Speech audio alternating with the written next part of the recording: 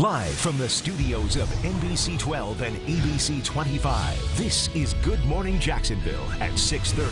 Here's the big stories you need to know right now. We are tracking Invest 99L as it heads towards Florida. So far, the wave is not looking strong, but that could change this weekend. We're going to take a look at how this may impact us locally in just a moment. Number 2, all traffic lights are out at Bay Meadows and Southside. It is one of the busiest intersections in our area.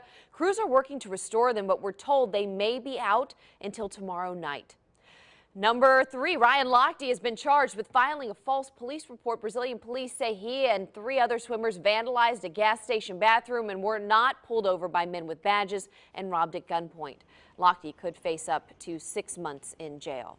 Well, grab your Jags gear. The Big Cats will be taking the field on Sunday on NBC, and fans are excited. It is a home game, and the Jags are hoping for a win.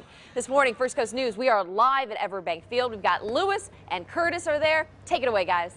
Good morning, Kay. I thought he was going to drop it. I thought he was going to jinx the whole thing. I thought you were going to jinx the whole thing. You've had this thing going all morning. All right, Lewis, Curtis with you. Good morning, Kay.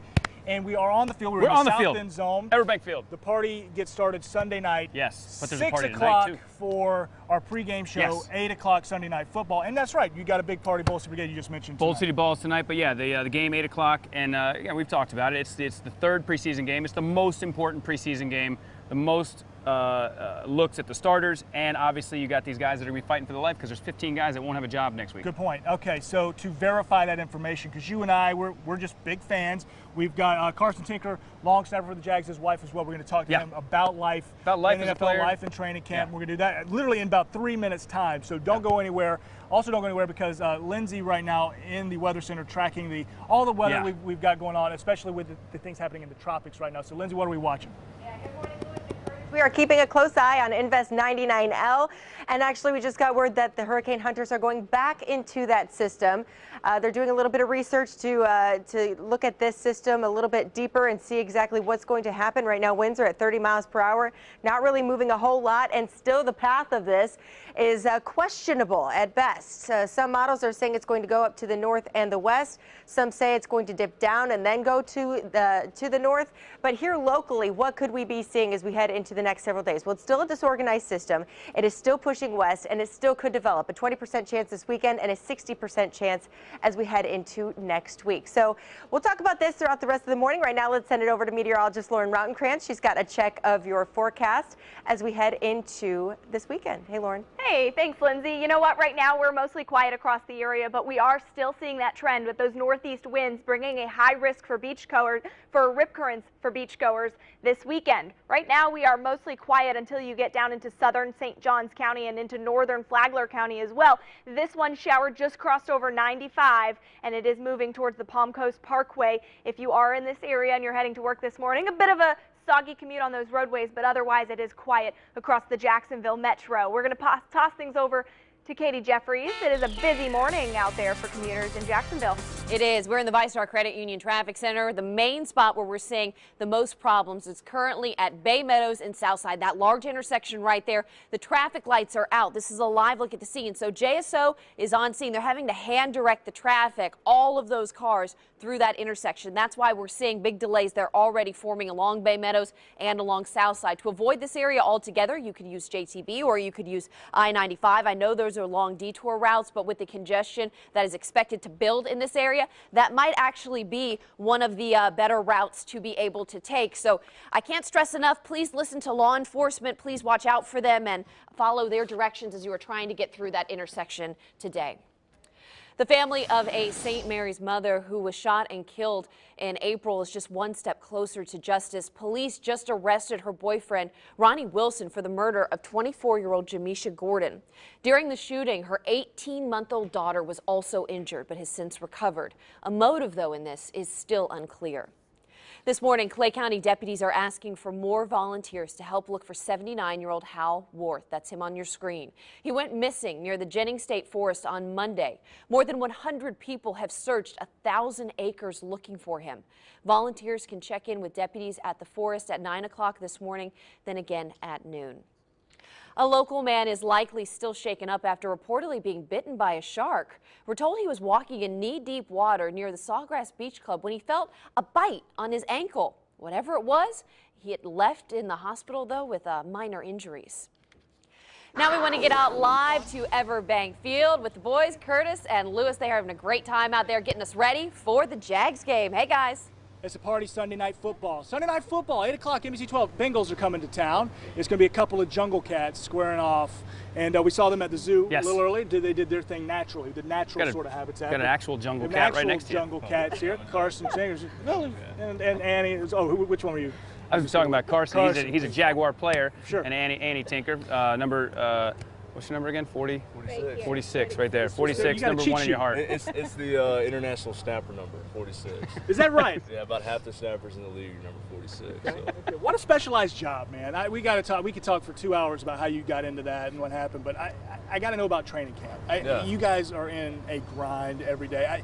Your wife's right here. I mean, do you get to hang out? Do you get to go home at night? Are you sequestered? I mean, how does all that work? Yeah, well, a lot of teams, go off or they're up there all day, but I think Gus does a really good job. We have a real good schedule. We were done about 6:30 every day, so I got to go home and hang out for a little bit, and then I had to go back to the Omni, good old Omni, and stay the night up there. So is that right? So how does that work for your life? I mean, you get to see him for a little while, then he's got to run, or are you hanging? Yeah, so I'm one of the lucky ones that gets to see him for dinner time, and so I have, good meal ready, and then we say our goodbyes. There's a lot of families who, if you live at the beach or something, you can't see them, so we don't have much to complain about at all. We get to see each other for a little bit. So there are families, there are couples that, they'll go the whole training camp without getting to do that, and so it must be somewhat gratifying that you're about to get into this season now, and you're just going to, is it normal life, as normal as an NFL life can be as we get to regular season, we get towards Green Bay again? Yeah, the best thing about the season is the schedule's pretty much the same all week. During camp, we have a game on Sunday this week, Thursday last week, I think Friday was the first game, and it's just, a different schedule every day. So I'm really looking forward to that, being on just a consistent schedule. Love it. All right, so again, your specialty, snapping the ball to the punter, getting it there with some efficiency, getting it there with a great deal of pace. Now, we're not going to put you through the rigors of that this morning, what with maybe head coach watching and oblique. Plus, we got an amazing athlete right here. And number 1 athlete. Right here, ready to go. So if you would give him a pointer, I'd certainly appreciate it. I'm going to be on the receiving end. I'm going to turn this mic off, going to turn the other one off, too, and I'm going to hand you this. Go ahead, Chris. We've been practicing, and Carson, you were telling me what? Here, basically you're just going to grab it like you're going to throw it, just how you throw a regular football. Yeah. And then your left hand, if you're right-handed, your left hand is going to be your guide hand. Okay. So you're just going to kind of just... All right.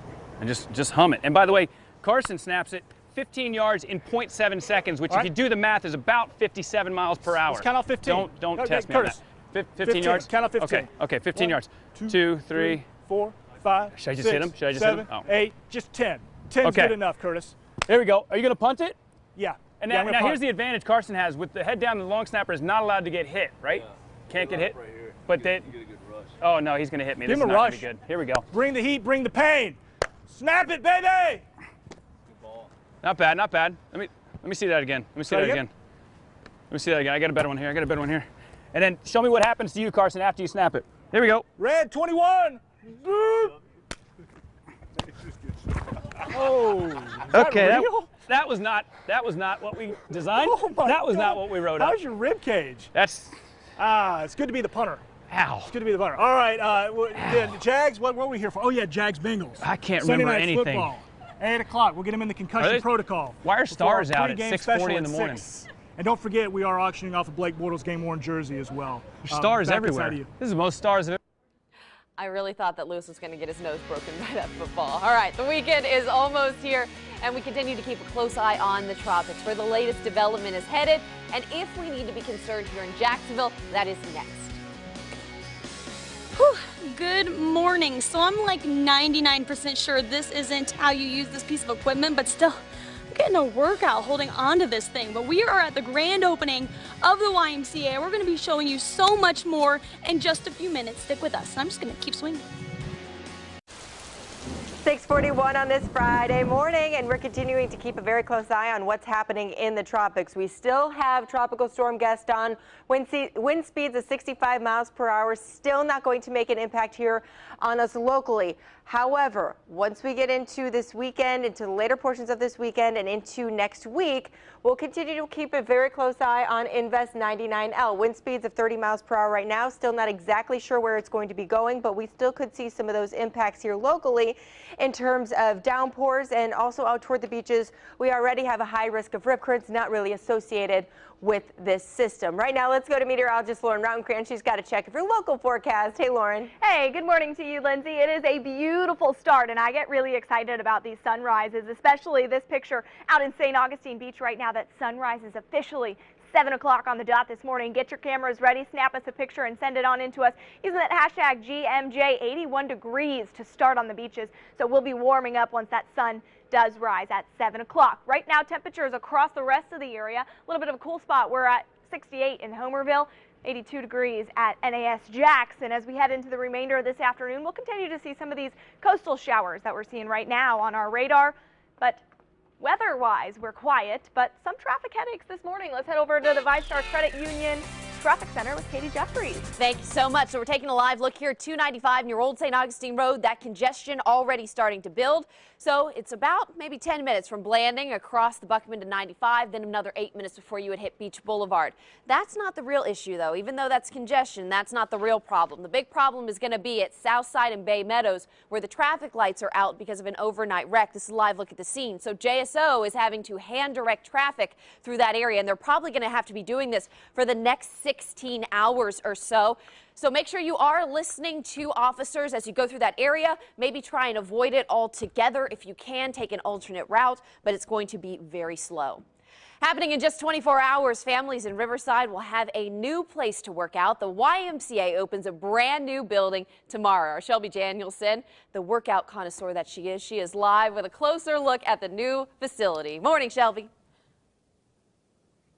Hey there, good morning. This is beautiful state-of-the-art equipment in here, and you can see behind me that bright teal. That's the Jaguars gymnasium. And the best part about this, really, look outside. You can see the St. Johns River. I mean, you really cannot beat this sunrise if you're up here working out. That grand opening, of course, is tomorrow morning officially at 7 a.m., but they have the ribbon cutting in just a couple of hours. And I'm joined with Jennifer Price. And Jennifer, tell me, what is the best part about this brand new YMCA? All this brand new state-of-the-art equipment and this beautiful view. Every morning we get to wake up and we get to see the sunrise every morning on this brand new equipment. It's wonderful. And tell me, what is your favorite part about this YMCA that the old one didn't have? Oh my gosh, all the state-of-the-art equipment and all the new toys I get to play with and teach everybody how to use. I love it. Thank you so much, Jennifer. I've already tried some things out around here. Not sure if I knew exactly how they worked, but there's so much equipment out here. You will have plenty to keep you busy. Again, 7 a.m. tomorrow morning is that grand opening, so come on out here and check it out. Back to you guys. Shelby, well, Zika is not the only mosquito virus impacting Florida. Coming up, where West Nile was just confirmed on the First Coast. Plus, we're going live inside the U.S. Assure Club with a look at all the exciting new amenities for fans to enjoy the game. We'll be right back. 6:47 is your time. I'm Lindsay Boach taking a look at the tropics. We're continuing to take a look at Invest 99L, as this could make an impact on you as we head through the next several days.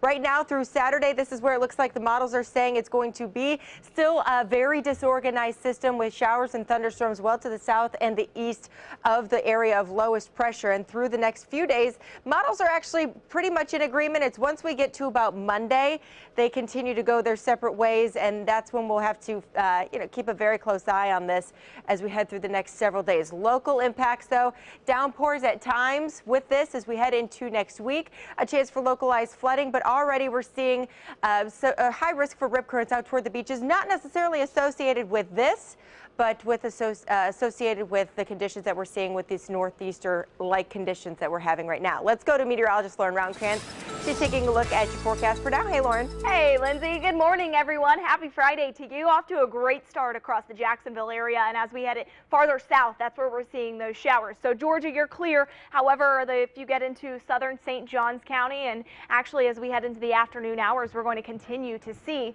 some showers across the area. So right now, we can progress this to the afternoon hours. So if you're taking a lunch break, maybe want to head home for an hour or so, you'll likely run into some showers on the roadways by about 1 o'clock this afternoon, and those showers continue to push out towards the west, so the beach is going to be clear by the later afternoon and early evening hours. Quiet night in store, but let's take a look at that 7-day forecast because we do have a possible tropical influence in the extended, but for now we have a nice weekend ahead. Very summery, temperatures in the upper 80s, lower 90s, and a bit cooler as we head into early next week, and that's when we'll see a big ramp up in those storm chances as well, because of course we'll see some influence, whether it is a complete downpour from those Invest 99L, also those rip currents, and remember some rough surf as well. Remember though, you can access weather 24 hours a day on our First Coast News app.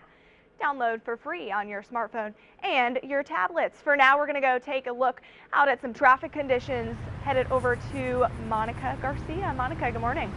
Good morning, Lauren. We're talking a very busy intersection right here, Southside Boulevard and Bay Meadows Road, one that sees around 30,000 drivers every single day, according to recent Duval County records. And as you can imagine, the closer we get into the heart of the rush hour, the more delays are going to be happening. Right now, we're already seeing a lot of traffic backed up. Again, that's only going to get slower the closer we get to 7:30, 8 o'clock, when more people start heading out the door for work and for school. You can see JSO is out here. They've been out for the past few hours directing traffic. They're doing that all by hand, working really hard on doing so. So JSO tells us that around 1 o'clock this morning, it was a driver in an SUV that crashed into an electrical box, causing this power outage and all this mess. Now, for more information about just how to get around all this, let's go and send it to Katie Jeffries, ViStar Traffic Center with more. Thank you so much. All right, so let's get you guys out the door. This is 295 near Old St. Augustine Road. The traffic camera, it looks like, just froze up, but there is a broken down car on the southbound side there in a lane, so that's going to cause extra delays through that already congested area. Like Monica was showing you and telling you, Bay Meadows at Southside, very slow at the moment because those traffic lights are out. It's already a congested area. You add on to the fact that now they're having to hand direct traffic through there. This is going to be very, very slow, and it probably won't be fixed, they think, until maybe 15 hours or so from now. You could use either I-95 or Western Way to go northbound or southbound, or maybe JTB. Just kind of avoid that area altogether, but we'll keep following this throughout the day for you. As you travel home tonight, you also might see Friday night lights on the stadiums of high school football season kicking off. Chris Porter and his team sideline will be at the games all over the First Coast. Last night, Chris kicked off the season at Neeks High School, so good luck to all the teams. Tune in at 11 o'clock tonight for all the highlights.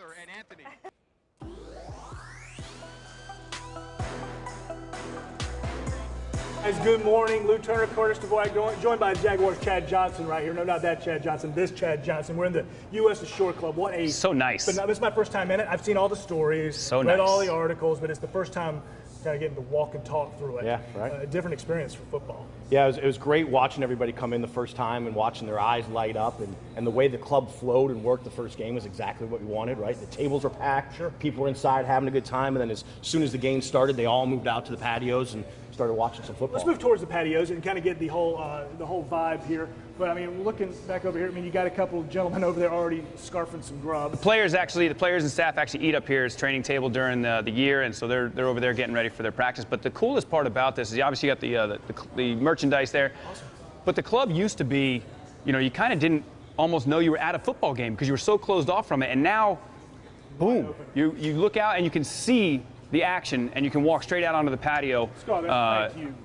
And it makes such a difference, Chad. Like, what are you hearing from the people who have signed up again about when they came and saw, like, wow, what a difference between last time I had club seats and now this year? Well, we all know that we were rated the best game experience in the bowl. And we always have been. And now what we've done is tried to bring that entertainment inside and bring the action of inside back out. Right. So our fans now can consume the game different than they ever have. And all the amenities that are here now, you don't have to leave your seat. You can go get them right out here on the patio and you congregate with friends. It's just a fun place to watch a game. Between the 30s, correct? That's your U.S. Ashore Club. So talk about if you still want to get a place in the U.S. Assure Club, I'm guessing you can still do that. You can still make a call and still get a seat, or are we getting close? We're close right now. We have just about 300 seats left. 300. How many are there? There's a little over 8,000 seats. 8,000, and you've got 300. We've got 300 left. So we think by the Packers game September 11th, we'll be sold out clean for the year. And so I'd recommend, if you are interested, moving quickly on it. No, it is such a different feel here, and these seats right here, what Chad, you were just talking about, this is somebody, you don't ever move. You sit at that table and they walk right up to you and serve you the entire game. Yeah, we were the first team in the NFL to put them in. I believe we're still the only, and we've tried to continue to refine our experience here and add new elements every single year. You see it all around the bowl, and the U.S. Assure Clubs now are a great example of that. You guys talk, just for saying, and stay there. I just want to feel what these the seats are like, because I know the whole seat they're really comfortable, Lou. Is a different One of the things that Chad, I remember when the changeover happened, one of the important missions you had was to increase the average ticket price, to make us viable and to make us competitive in the league. But the coolest part is that you've done that, and Shad and you guys have created these great spots for luxury viewing, but you've still kept us at one of the lowest ticket prices in the league. I mean, we still offer a $19 season ticket. We still offer a $40 individual game ticket, and that was really the direction, right? Our fans have supported us through some challenging times. We needed to make sure that we didn't have to go dip in their pocket to continue to support the growing needs of the business. So all of these new areas really allow us to do that without really having to damage the large crowds we have every game. What do you soft seat, by the way? You like those? Yeah, isn't that nice? Fantastic. And they put cushions on all of the regular seats all the way around the place, and it's for me, having been here, 96, walking into this space, it's crazy what every year a new project, a new build, and for you, I mean, you're in charge. It's like Shad and Mark go, oh, we're going to build something new, and they're like, go sell it, Chad. So the great thing and the challenging thing on Saturday's game last week is Shad asked, what's next? We literally were walking the new spaces, and he said, well, guys, what's next? So I guess that's a lot of fun, but it's a lot of work, and we'll continue to do it each and every year. You just let him hit you like that. I don't know how you put Chad and I have known each other for a long time. I worked with him long enough, I know. Something that is next, and Chad, this is something that, as a Bold City Brigade member, and I know the whole crew out there watching is really appreciative. The Bold City Ball is tonight over across the way in the East Clubs. Yeah, right. And you are led, the Bold City Brigade is known for being rowdy, the diehards. They're having fun, and you're letting them come into these nice, plush, new, pretty clubs and party. Well, all of our fans have supported us, but probably not any group more so than the Bold City Brigade. So there's no place they should be than here at Everbank Field. This is their home. They've opened up a lot of our spaces, right? First groups in the pool. Sure. It's appropriate that they're one of the first groups in the club. And yeah, they'll be a little rowdy, but I know that this is their home and they'll treat it appropriately. The good news is you have 40 hours to clean it up. Right. Plenty of time. Afterwards. But it is a formal. We brought it in double shift. It's a formal. Of course, you got to bring this up. It's a formal, so you can wear tuxedo, but you can also wear game day gear. So I have three. I need your help. Which one should I wear? I have 3 tuxedo speedos. Bold touching it. That's a bold this one's more shiny. This is that shiny finish, satin finish. In the last 10 seconds, Jags, Bengals, Sunday night football, 8 o'clock, and we got a preseason game at 6, and we've also got that Blake Bortles game-used jersey for auction on firstcoastnews.com right now. This guy right here, I'm telling you something. This is home, folks. That's right. And this is more. We had a great time, but never been happier to be home. This is home. This is the place. All that happened historically, just right here on this spot.